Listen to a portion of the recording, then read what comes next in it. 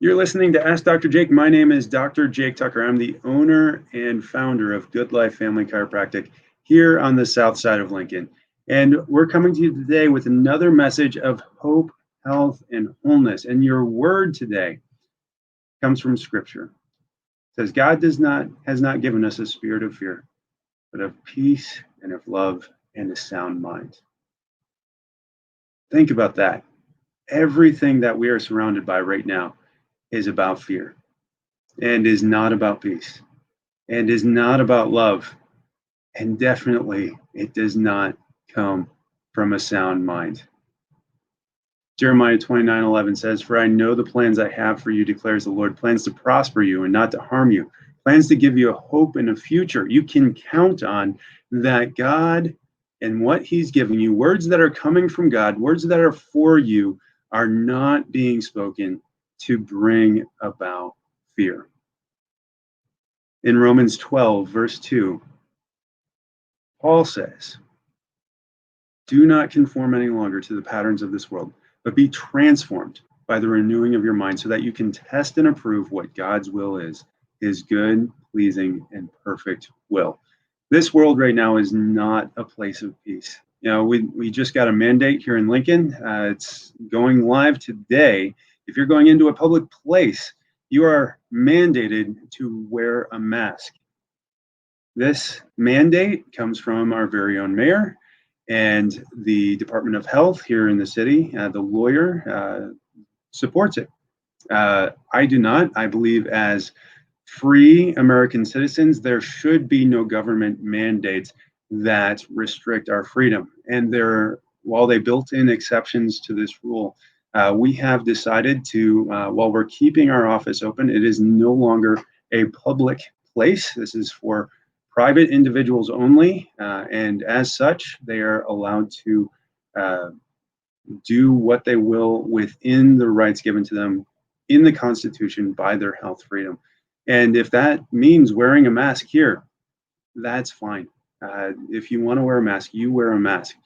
But I've come to realize that this mask, in my mind and in my family's mind, represents a fear that does not come from God. You look at the media and everything that they're reporting about this virus, and I don't dispute their numbers. I know you can, and I know there are people that are out there that are doing such, but all they're reporting on are the number of cases. And as testing goes up, the number of positive cases that we're getting back is going up.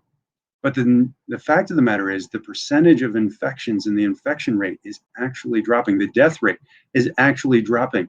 But the media is choosing to report on things that create fear for you. Why? Because when you're afraid, you will buy.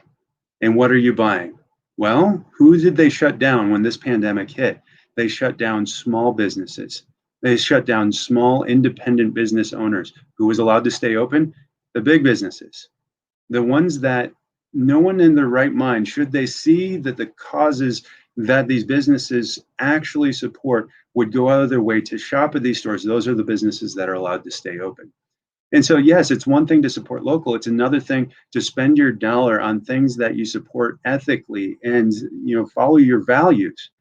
But what we need to be doing more than anything else is we need to support those messages and the people speaking those messages that do not speak fear into your life.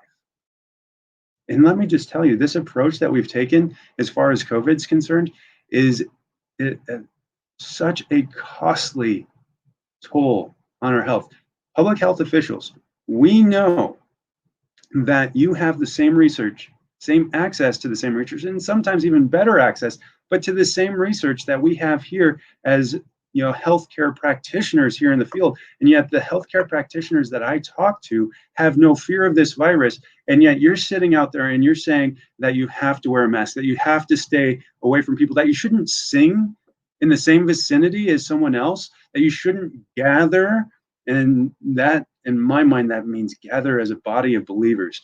I am so frustrated and upset with our public health officials and our elected leaders saying that we as social beings should isolate ourselves for fear of a virus. Because when you understand the immune system and you understand how fearfully and wonderfully made we are, Yes, there are sick people that are susceptible to this, but that is a small minority of people.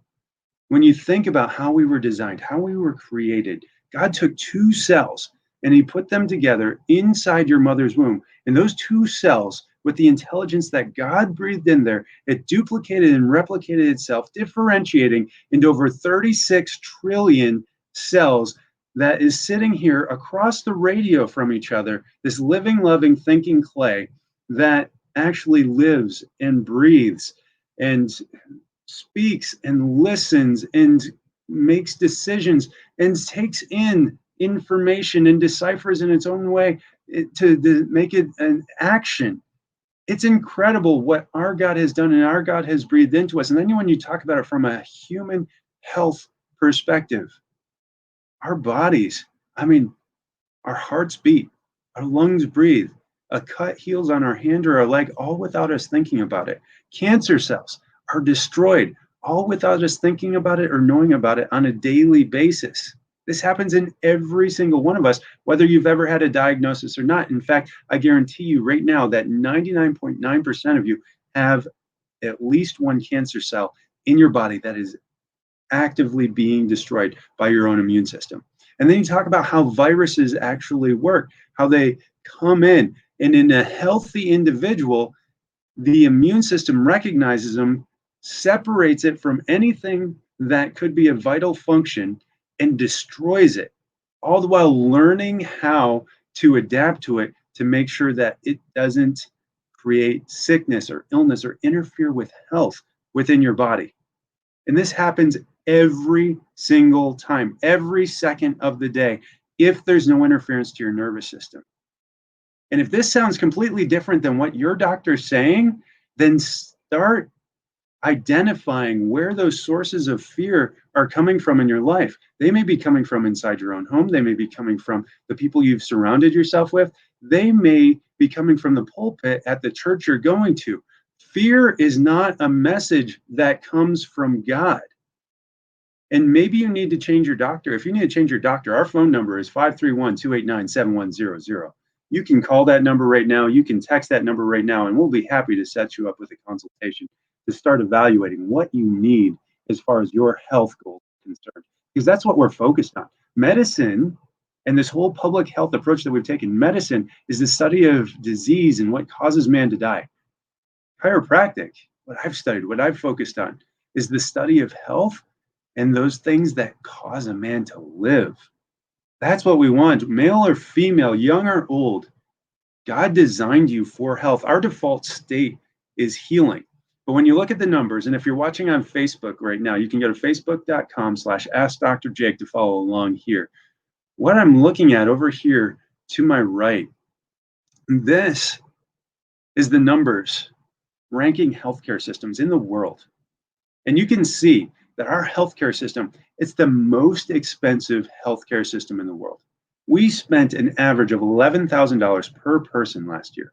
It bankrupted. Out of all the bankruptcies, it was responsible for over 2/3 of the bankruptcies that happened in the United States. And 85% of those people that went bankrupt, they had health insurance.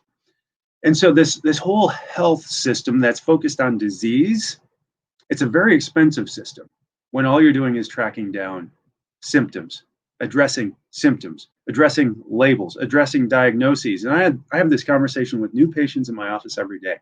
You're coming into my office with a list of labels, a list of Latin words that some doctor has given you, that he's asked you to latch onto, that he's asked you to create this identity out of, saying, I have diabetes, or my cardiovascular disease. It's not yours. These are not your things. God did not give these to you. We know from the research that less than 5% of these things that we're getting and that we're dying from are due to genetics. These were not caught by chance. These are not due to germs.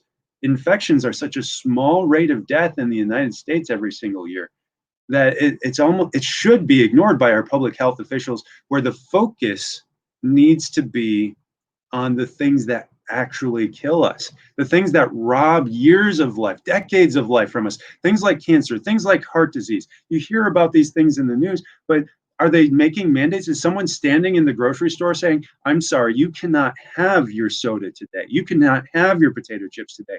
I'm sorry, you called Pizza Hut or Papa John's? We're not serving pizza today because it actually decreases the function of your immune system. The soda that you're ordering actually suppresses how your immune system can respond to a viral invader and actually increases your risk of diabetes and heart disease and cancer. And if you eat these things or drink these things, that you're more likely to be sick and you're more likely to cause more of a financial strain on the system, affecting all of us, so much more so than any virus or bacteria that we've ever seen in the history of man, that we should, if we're going to infringe on the freedoms of American citizens, we should be looking at that, not isolating and quarantining the healthy people from one another, so that a small percentage of people that were very likely, unfortunately and sadly, to die this year from cancer, heart disease, diabetes, stroke, go down the list. That's just the top 4.